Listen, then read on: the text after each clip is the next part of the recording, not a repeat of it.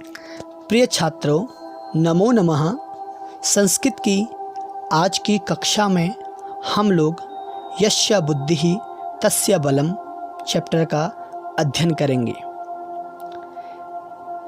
इस पाठ में दी हुई कहानी से हम लोग क्या सीख सकते हैं तथा यह पाठ हमें क्या सिखाना चाहता है, इसके विषय में भी हम चिंतन करेंगे। तो आइए प्रारंभ करते हैं। यस्य बुद्धिः तस्य बलम, जिसकी बुद्धि उसका बल, अर्थात जिसके पास बुद्धि होती है उसी के पास ही ताकत या बल होता है। तो आइए प्रारंभ करते हैं। एकस्मिन् वृक्षे एकः काकः स्वपरिवारेण सह स्नेहेन वसति स्म। एकस्मिन् वृक्षे सप्तमी विभक्ति एकवचन। एक वृक्ष में एकः काकः एक कौवा स्वपरिवारेण सह, स्वपरिवारेण अपने परिवार के साथ, सह के योग में तृतीया विभक्ति होती है जो कि आप जानते हैं। अपने परिवार के साथ स्नेहेन वसति स्म, प्यार से रहता था।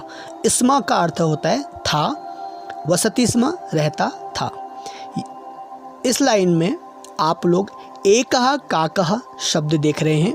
यहाँ पर काकः जो शब्द है वो विशेष्य है तथा उसका विशेषण बन के आया है एकः। तो इसका शब्द क्या हो गया? एकः काकः।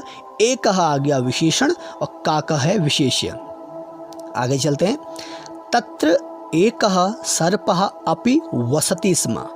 तत्र एक अव्यय पद है जिसका अर्थ होता है वहाँ। वहाँ एकः सर्पः, एक सांप, अपि अव्यय पद है जिसका अर्थ होता है भी। वहाँ एक सांप भी वसति स्म रहता था, अर्थात जिस वृक्ष के ऊपर डाली में कौवा और उसकी फैमिली रहते थे उसी के पेड़ के जड़ में एक सांप भी रहता था। तत्र वहाँ एकः सर्पः अपि वसति स्म, वहाँ एक सांप भी रहता था। काकः काकी च, कौवा और कौवी यानी कौवा और उसकी पत्नी। शावकान स्नेहेन पालयतः स्मः।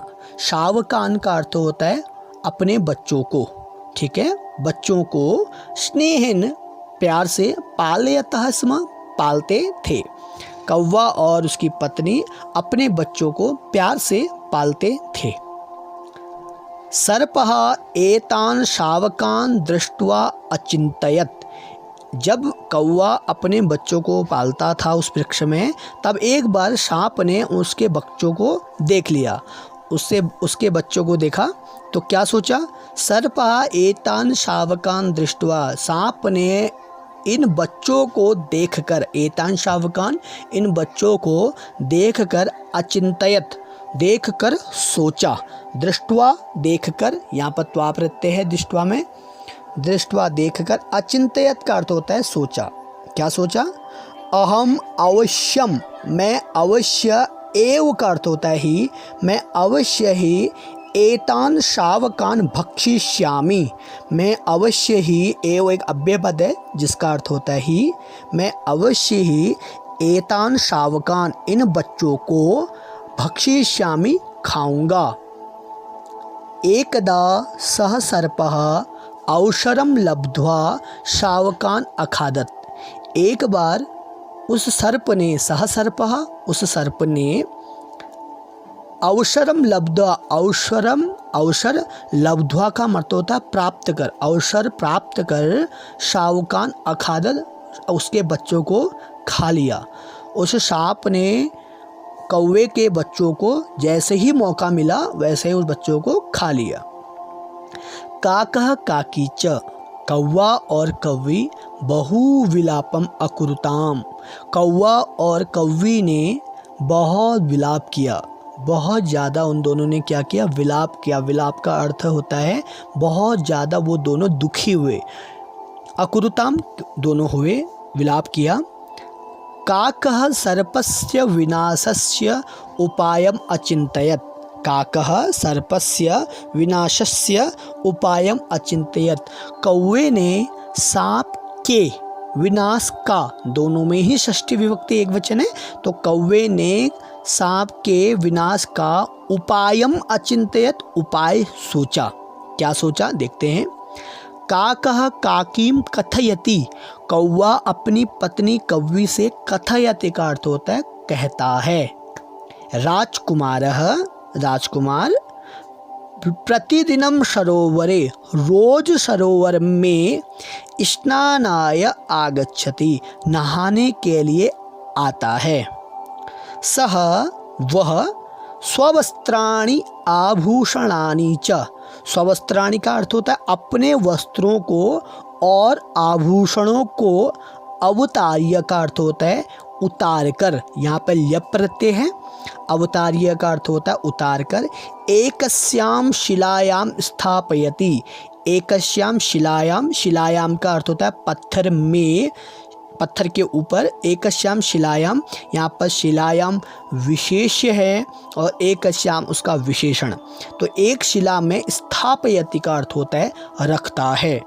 कौवे ने कौवी से कहा, कौवे ने अपनी पत्नी से कहा कि राजकुमार रोज सरोवर में स्नान के लिए आता है, वह अपने वस्त्रों को और अपने आभूषणों को उतार कर एक शिला पर रखता है।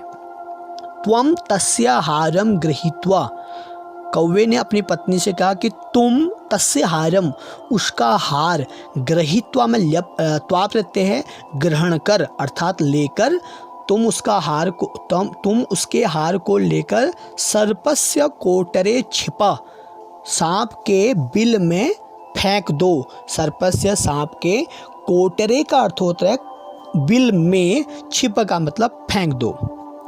काकी अकथयत, काकी ने कहा, अहम एवं एव करिष्यामि, मैं ऐसा ही करूँगी।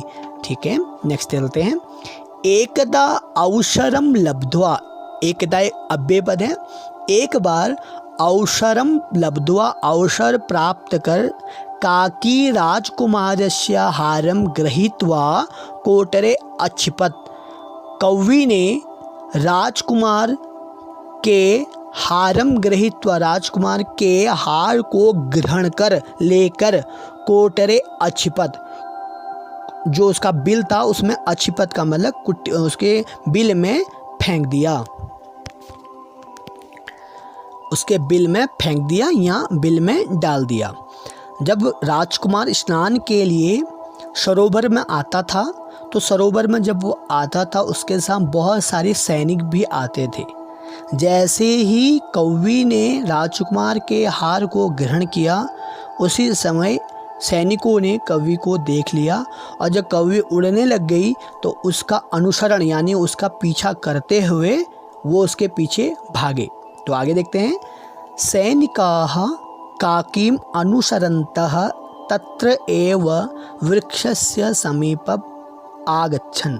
सैनिक काकीम अनुसरन्तः, कौवी का पीछा करते हुए, तत्र एव, वहाँ ही, वृक्षस्य समीपम, वृक्ष के समीप, आगच्छन्, आ गए। आगे चलते हैं। सैनिकाः कोटरे कृष्णसर्पं दृष्ट्वा सर्पस्य वधम अकुर्वन्।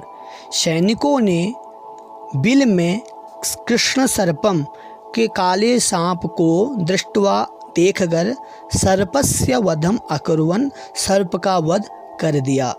हारम च गृहीत्वा अगच्छन्, और हार को लेकर चले गए।